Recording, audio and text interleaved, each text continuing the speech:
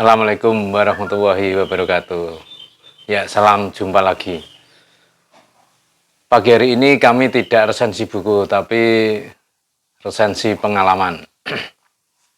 Jadi ini 2 hari lagi kita menjalankan pesta demokrasi. Yang namanya pesta ya harus senang-senang menyambut kegembiraan dengan adanya pemilu. Ya, bagi pengalaman saya pemilu cukup komplit pengalaman kami.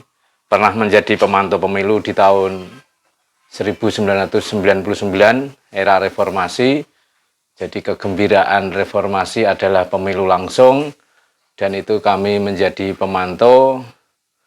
Waktu itu kami sangat senang sekali, pemilu bisa jurdil, bisa semua mengamati, semua menjalani, semua melakukan pesta yang disebut dengan pesta demokrasi.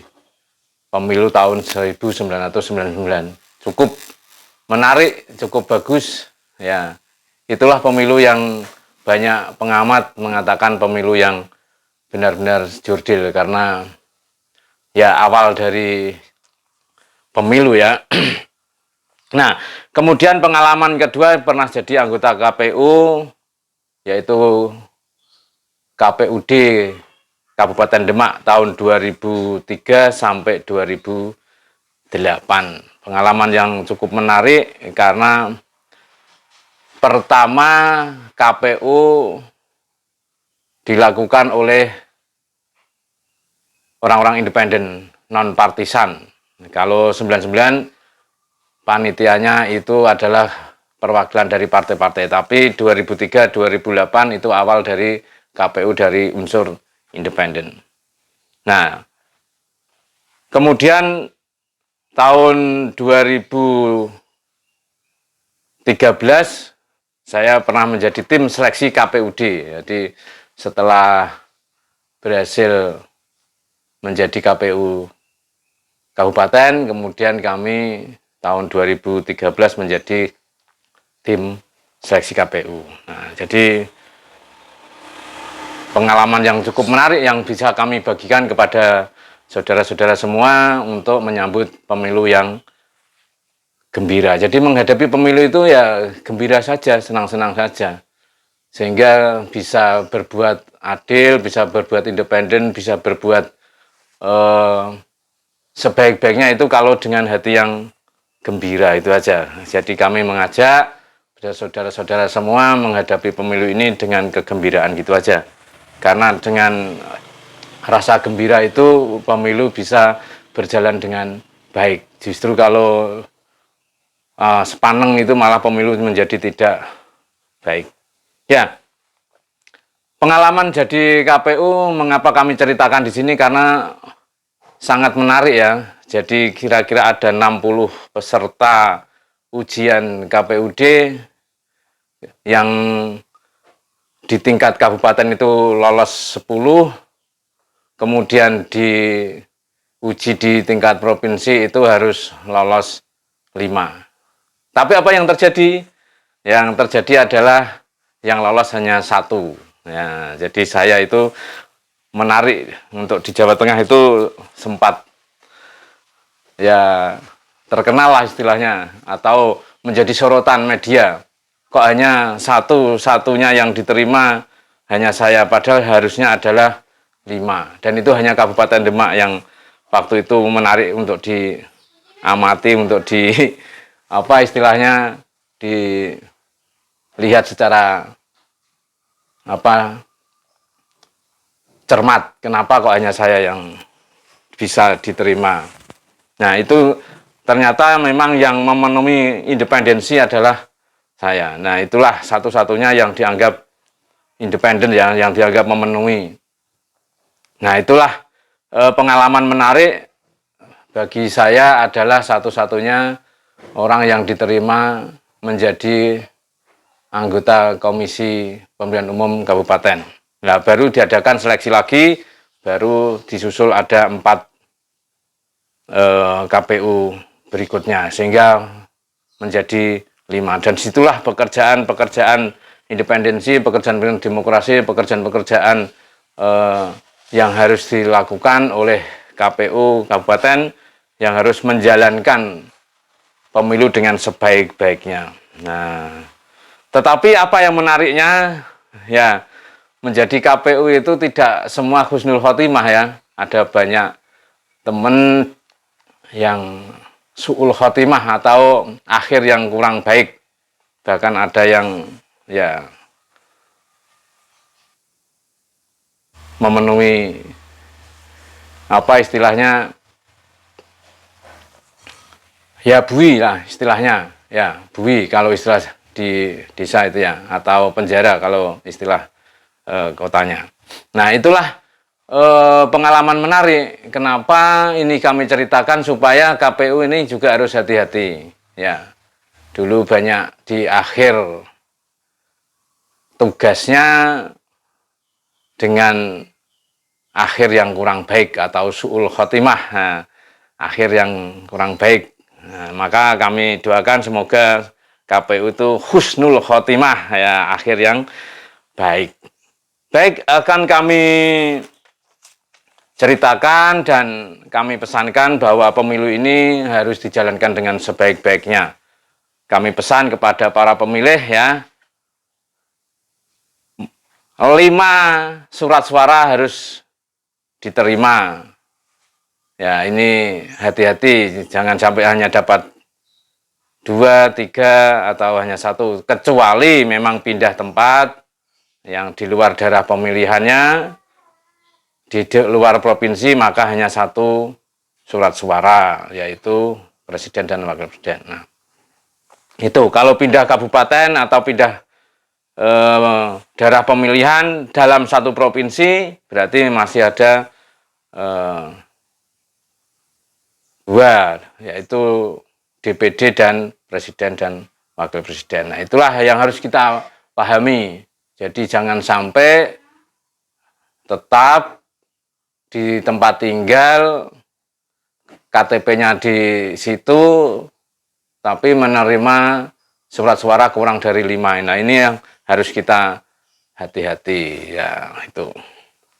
Dan surat suara harus dibuka semuanya di depan panitia, bahwa surat suara tidak cacat, tidak ada apa istilahnya coblosan, atau tidak ada hal-hal yang membatalkannya nantinya.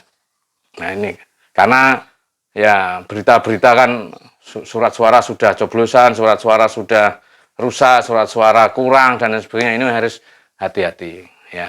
Kalau menjalankan pemilu dengan senang hati ya tidak apa-apa. Wah, ayo mas, ini surat suara kami terima dengan baik, baru ke bilik suara coblos.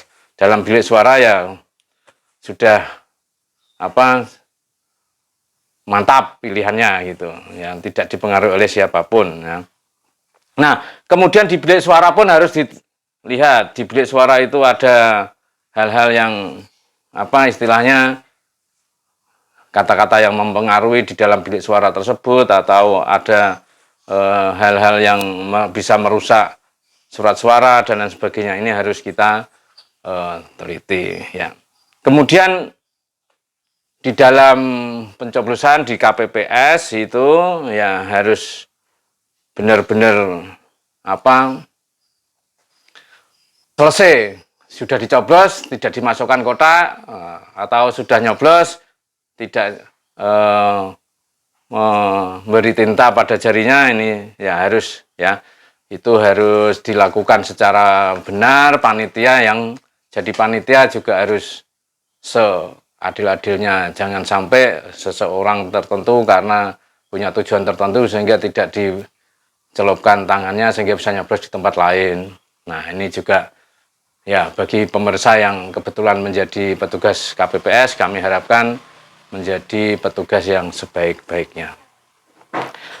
Kemudian bagi saksi, nah, bagi saksi, meskipun saksi partai tertentu harus menulis semua partai, karena ini nanti hubungannya dengan surat suara yang tidak terpakai atau sisa surat suara. Misalnya dalam daftar pemilih itu 300, yang hadir 200, maka kan 100 sisa. Nah, ini harus benar-benar tertulis secara nyata, secara jelas. Karena apa? Dikhawatirkan sisa surat suara itu dicoblos oleh panitia atau yang mana untuk menggantikan kerusakan karena kita tidak tahu. Nah, itulah yang harus dipahami detail satu sampai selesai.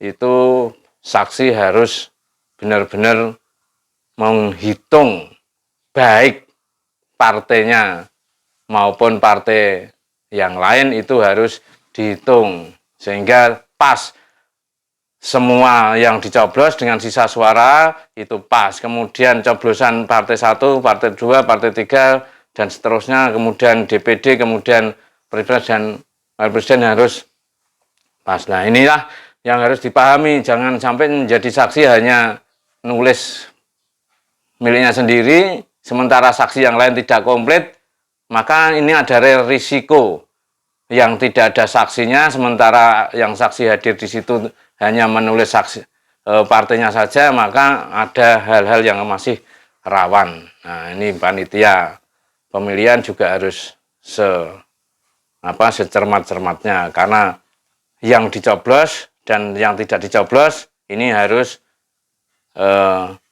konsisten ya. Kemudian yang dicoblos itu partainya apa saja, kemudian yang batal atau yang cacat berapa, ini kan harus sama dengan jumlah surat suara yang ada di dalam kotak itu. Nah, inilah yang sangat rawan, karena meskipun era digital bahwa data dari KPPS bisa langsung dikirim ke KPU, KPUD, tetapi bisa saja namanya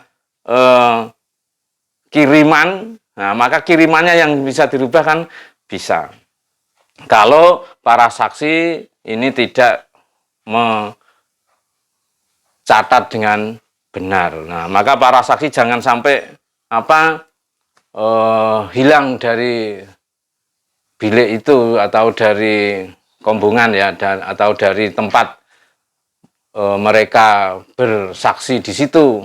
Kalau ada salah satu pergi sholat, maka yang lainnya masih ada di situ, nanti tanyakan. Kemudian yang lainnya pergi makan siang, saksi harus ada di situ. Karena waktu rawan itu justru jam 12 sampai jam 1 atau jam istirahat itu. Kalau semuanya istirahat kan bahaya. Kalau ada KPPS yang tidak benar kerjanya, maka di situ kesempatan untuk melakukan pencoblosan sisa suara yang belum dicatat tadi. Nah, itulah pemilu yang harus kita jaga. Maka kalau pemilu itu terjaga, baik KPPS-nya, kemudian para saksinya, para pemilihnya, nah itu enak, enjoy. Nah, pengalaman saya di waktu menjadi KPU, ya kami lakukan coblos ulang kalau di situ ternyata ada sesuatu yang tidak benar. Itu coblos ulang di beberapa TPS, kami lakukan coblos ulang, dan itu saja saya merasa, wah ini kalau yang konangan bisa coblos ulang, kalau yang tidak konangan ya bablas saja kan gitu. Nah, itulah maka para saksi, para pengamat, para pemantau, para itu harus ya kalau ada sesuatu ya rekomendasi coblos ulang atau pungutan ulang. Nah, itu. Nah, ini karena apa? Ya menjaga independensi, menjaga netralitas, menjaga kualitas. Nah, maka kualitas demokrasi itu harus kita jaga secara bersama. Maka KPU, KPUD, provinsi maupun KPUD kabupaten jangan segan-segan melakukan pungutan ulang atau hitung ulang atau buka suara, catatan itu ditransparankan kalau ada sesuatu laporan atau hal-hal yang membuat masyarakat tidak puas. Ya, itulah risiko jabatan. Jadi kami dulu menjadi KPU kabupaten juga mengalami hitung ulang, coblos ulang, kemudian buka kotak disaksikan oleh para saksi yang hadir, dan itu akan membuat mereka puas dan hasilnya benar-benar oh ya, oh ya, oh ya itu. Nah, kalau tidak dibuka ulang, coblos ulang atau apa yang diragukan, mesti akan terjadi konflik sosial, dan itu kalau dibakar-bakar menjadi bahaya.